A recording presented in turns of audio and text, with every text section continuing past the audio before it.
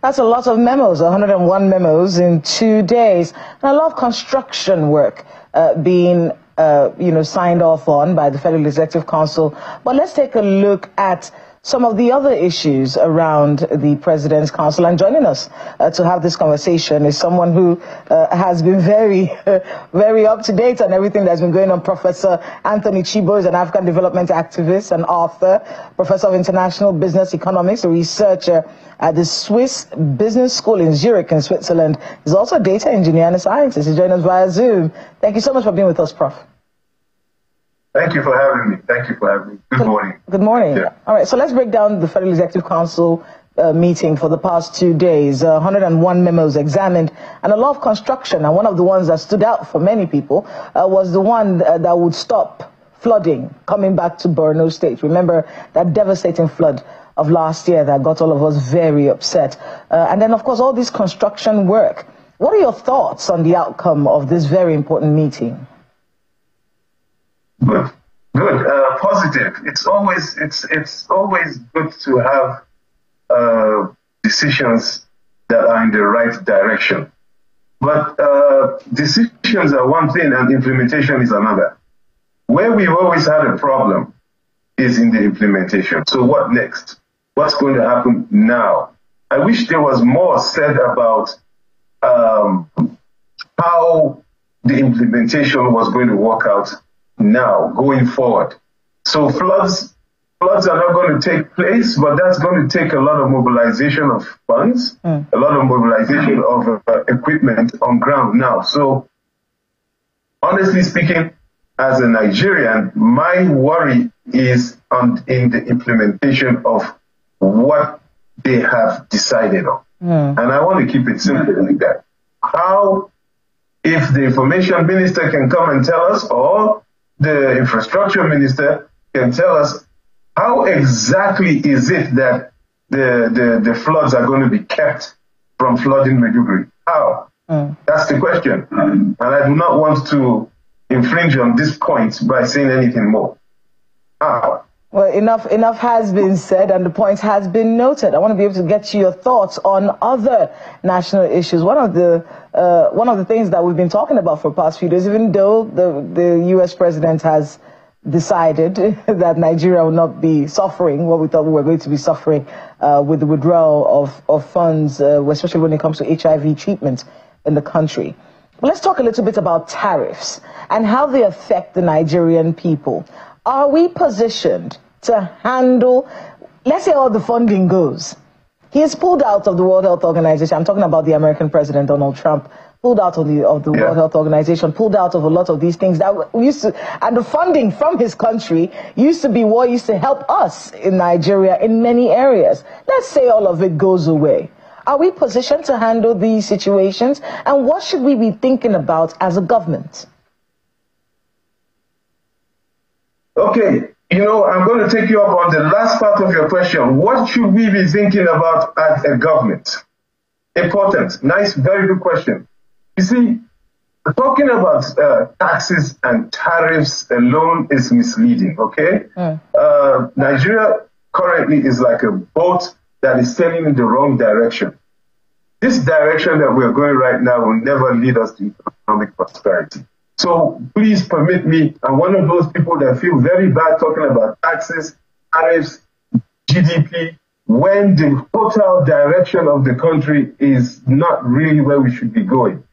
If in any country, including Nigeria, especially Nigeria, if the direction you're going is not an aggressive, I repeat, an aggressive push for industrialization and manufacturing, everything you're talking about, including tariffs and taxes, is like it's not important at the moment because it gives the impression that if we get taxes right, that we are going to develop. That's wrong. We are not going to develop if we do not start manufacturing. It gives the impression as if tariffs right now are appropriate. It gives that impression that, if we can get tariffs right in the right places, that we will develop. No, we won't. But we won't develop. The reason is because we are not manufacturing. All energy, just like I've just taken your question now and funneled it towards understanding that we must manufacture, we must industrialize. That is how all energy should be towards industrialization and manufacturing aggressively, every morning. All we're supposed to be thinking about is how do we manufacture what we consume on a daily basis? That's what we should be thinking about right now. You see, Nigeria's economy is in a dangerous crossroads today. We are facing severe structural policy weaknesses, and they didn't start today. They started they've been around for decades. And everything, I know we can talk about the GDP and taxes and tariffs, and we will. But let me make this point right now, that the situation we're in Nigeria will never develop. Any problems you think we have today, our currency, our inflation, it will never go away until an implementation of cancelling everything we import, or almost everything we import, and making that aggressive effort of manufacturing them here. If we don't do that, we are going to be talking about this in the next 10 years. So I just want to start by making that point. When you are now manufacturing and you're exporting and you're consuming what you manufacture, then you can now start positioning where your tariffs go and what taxes go, and then where taxes go. And then your tariffs and your taxes will now be positioned and implemented in such a way that once again, they encourage manufacturing, production. And this is very, very, very important. A big problem now, you see, is that our economy is dependent on crude oil exports. Oh, yeah. We all know that. But guess what? This crude oil accounts for only 7% of our GDP. So the bigger problem now is that 90% crude oil accounts for 7% of our GDP, but 90% of our foreign exchange earnings. That's. Can you see an askew and misaligned economy that we have? So that means that oil, when you talk about suffering in Nigeria, it's because oil does not create widespread prosperity in Nigeria. The economy operates on an import-heavy, consumption-driven model. And that is why this morning I'm attacking importation and I am elevating production and manufacturing. If we don't, throughout the decades, I think, apart from maybe the General Murtala administration, throughout the decades, so this is not about politics and the present administration or the past, throughout the decades, we have not put emphasis, at least since the 70s, 1976 to be exact, between 74 and 76, we have not put an emphasis in import substitution manufacturing. And that is why we are today. Now, most of economic indices, if not all economic indices that we are copying, okay, to raise our GDP, to tax the informal economy, and those things only work when you have a manufacturing, industrialized based economy. We don't. So the most important thing right now is to get into and to become an industrialized and manufacturing economy. Then the figures that we talk about, inflation 29%, 36% and all the rest, those figures will begin to make sense. Because right now, we do not have to, we have, inflation is about 100%. Food inflation could be more. So all the economics I can talk here, the Nigerians, don't make sense. They won't make sense, and it will be very, very frustrating to be talking about them if the point is not made that we should start manufacturing. When we wake up in the morning, after prayers, we should be thinking about, I'm talking of government and people, how do we, my phone, your clothes, your pen, everything that we use for day to day, our cars, the day you wake up and there is a policy and it's implemented, that all vehicles, all official vehicles must be manufactured or from a company that manufactures them here, then we're in the right direction. I just use that as an example. Prof, I want you to get your thoughts on the request by the president. He's written to the National Assembly. He's saying they should raise the budget to 54.2 trillion naira. And he's owing that to inflows, he says, from customs, from the FIRS. And, you know, the lawmakers most likely will do this. I want to be able to get your thoughts on this increment and the budget in itself. One of the questions that we had in the beginning of this budget submission was, is this a people-friendly budget? And is this the budget, like you said, that will move us from a consumer nation to a manufacturing nation, to a nation that exports what they manufacture? Talk to us, but they do have a lot of hopes, reducing inflation to 15%. They say they want to do, the federal government says they want to do this year. Now, with this increment, just to get your thoughts on that increment and the plans for the budget for 2025, is this going to be the one? My sister, I do not want to sound like a broken record. Taxation in Nigeria, all plans of raising revenue in the budget is all focused on extraction and not production. Can I say that again? All plans of raising revenue in the budget, while I praise the efforts, people must have worked hard on it, and there's a lot of good things in it. But again, you can understand from what I said before why what is the most important thing for us right now is production. And how the revenue I see there, especially on taxation and all it is, they're all extractive. None is focused on production. Again, another thing again. Encouraging production and manufacturing, I don't see it there in the sectors that will create jobs. I don't. That's my opinion. And it's not it's nothing personal. It is pure economics.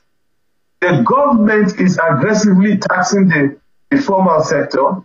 Good. It now has plans to tax the informal sector, but there are no incentives that I see anywhere for somebody that wants to start up a small-scale industry that replaces imported goods right now. Hello. Let me say that again, because this is a defining fact, a defining thing I want to say. I do not see any incentives anywhere for a small-scale industry, also large, if you may, but small-scale industry entrepreneurs, no incentives in any of the tariffs, any of the taxes, of any of the policies that will encourage small-scale industry now to begin to manufacture batteries, to begin to manufacture in Nigeria using Nigerian raw materials, tires. I mean, Prof, I hate to cut you in there, but, you know, just staying on that point so that we don't lose our train of thought, you know, when it comes to what it is that we are planning to do as a country. And I know my colleague in Lagos, Ayo, would have a few questions for you in this regard, especially when we're looking at the fact that the Trump has pulled out of USAID and how all of that is going to impact us and our readiness as a country, Ayo, to handle these situations. Over to you. Yeah, well, it's a really touching one, and I'm pretty sure that, Prof, you know, you've been on this and you've been at this for a while. There's that book that a number of people have seen around, How Europe Underdeveloped Africa, and the challenge then is how Africa can industrialize itself. Now, everybody knows that Africa is the next beacon, and Nigeria is certainly at the heart of it. Now, I'm looking at a list in front of me now, and when you say that we cannot really make any progress until we industrialize as a nation. Now, could it be lost on us? In case it is lost on us, the things that we need to do to industrialize. Can you give us a list, Prof? What are the things that we must do? What are the things we must strengthen? What are the soft infrastructure that we have to have? We know that power is a major infrastructure, hard infrastructure that we have to have. But what are the soft infrastructure that are expedient for us to have in order to industrialize significantly? Yeah, thank you for that question, because most people think it's really quite difficult to industrialize, and the word industrialization, it seems to be very big, and people think of big factories with smoke and chimneys coming up. No, the first thing that we need to do is not even physical. But the first thing, and most people don't hear this, the first thing you need to think is the willingness to copy. Yeah, you heard me right. The willingness to copy, to be able to forge what is in front of you and what you're using. That's the first thing you need to do. To encourage small pockets of copiers. So if it is slippers, if it is shoes, if it is batteries, you need to get small pockets of what we call basic manufacturers, very basic, but ready to split apart anything that's imported and copy it. That's the first thing, the willingness and the encouragement from government for people that are willing to do this. So that's number one in the list. Number two in the list is what I would call to eliminate. It's still not physical. Eliminate this thing that I point to be post-colonial dependency syndrome, which is do not adhere to any of the present world system encouragements, especially on the trade organizations, because you see what you will be manufacturing if you copy, you're willing to copy, is exactly what your competitors or your former colonial masters or the people in Asia are going to manufacture. And so they're going to come against you one way or the other to tell you that you are either contravening on one World Trade Organization treaty or the other. You must close your ears to that as you begin to make your own toothpaste locally from local materials. So those two things first. Then you already mentioned power. Even though you've mentioned before, it must be mentioned, because if you do not have cheap power, you're not going anywhere. But a way to get over that is to have what we call localized power. So I do not see why Ogun State or Enugu State should not by now, or any other state, power should be decentralized. That's the point I'm trying to make. That would be number three. Decentralized power production and put power production in what we call manufacturing zones. So every state should have a manufacturing zone or multiple manufacturing zone.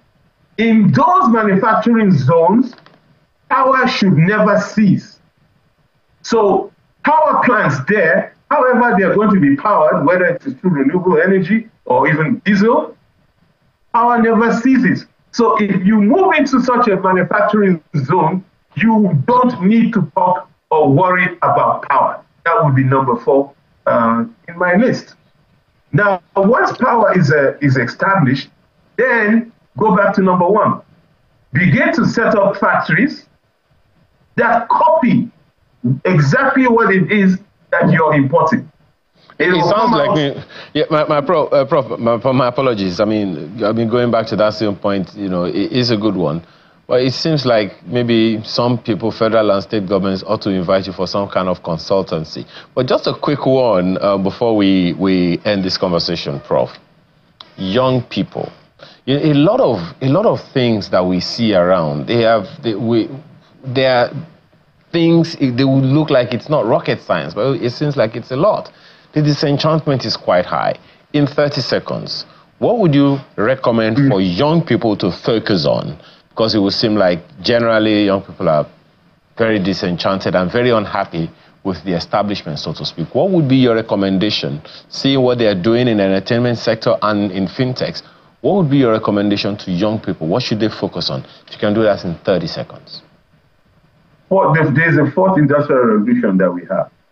The fourth industrial revolution is marked by technologies we've all heard about. Most you've heard, like, which is artificial intelligence, data engineering, that's the data science, biotechnology, and nanotechnology, which is more complicated. But the young people now, with a quick advice I will be with, focus on AI.